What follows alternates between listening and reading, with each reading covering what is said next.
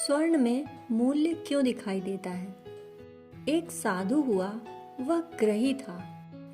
उसका नियम था रोज के रोज लकड़ी काट लेना और बेच देना, उससे जो भी भोजन मिले कर लेना और जो सांझ बच जाए उसे दूसरों में बांट देना। उसके साथ उसकी पत्नी भी थी। एक बार 7 दिन तक लगातार वर्षा हुई।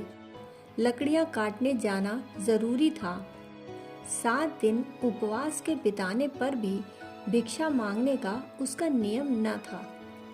7 दिन के बाद भूखा सपत्नीक लकड़ियां काटने वन को गया। लकड़ियां काटी। 7 दिन की भूख से पीड़ित लकड़ियों के बोझ को ढोते हुए वे पति पत्नी घर वापस लौट रहे थे।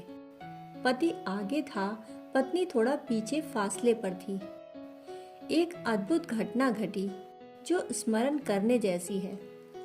वह यदि मन में बैठ जाए, मन के किसी प्रकाशित कोने में स्थापित हो जाए, तो जीवन में दिशा परिवर्तन हो सकता है। वह लकड़ियों के बोझ को लिए आगे आगे था। राह के किनारे उसे दिखा कि किसी राहगीर की एक थैली गिर गई है। वह स्वर्ण अशर्फियों से भरी है। यह सोचकर कि 7 दिन की भूख और परेशानी के कारण कहीं पत्नी का मन मोह से भर न जाए, कहीं लोभ से भर न जाए और उसके मन में ऐसा ना हो कि वो अशर्फियां उठा ले, नाहक उसके चित्त में विकार ना आए।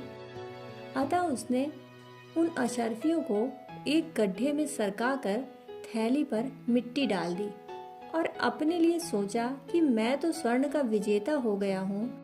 मैंने तो इसे जीत लिया। मैं तो स्वर्ण के मोह को छोड़ सकता हूँ। परंतु पत्नी का क्या पता, कहीं मोहग्रस्त न हो जाए। और वह मिट्टी डालकर उठता ही था कि पत्नी आ गई। पत्नी ने पूछा, क्या कर रहे हो? उस साधु का नियम था कि असत्य नहीं बोलना है, इसलिए सत्य बोलना पड़ा।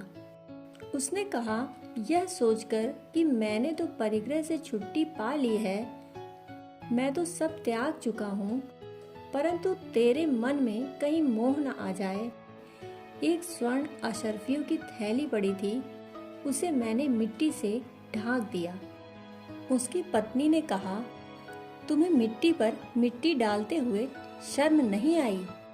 तुम्हें अभी भी स्वर्ण दिखाई पड़ता है? अगर स्वर्ण दिखाई पड़ता है तो स्वर्ण से त्याग कैसा? अगर स्वर्ण दिखाई पड़ता है तो स्वर्ण से मुक्ति नहीं हुई। यदि स्वर्ण मूल्यवान मालूम होता है तो स्वर्ण के साथ आसक्ति शेष है।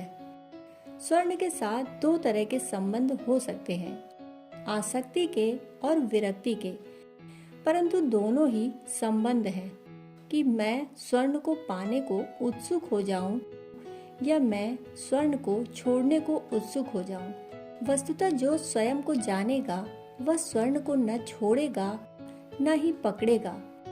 वह अचानक जान जाता है कि वहां तो कोई अर्थ ही नहीं, स्वर्ण में कोई अर्थ ही नहीं, इतना भी अर्थ नहीं कि उसे छोड़ने के लिए उत्सुक हुआ जाए या उसे पकड़ने के लिए उत्सुक हुआ जाए। स्व के साक्षात के बाद ही सार्थक की अनुभूति होती है।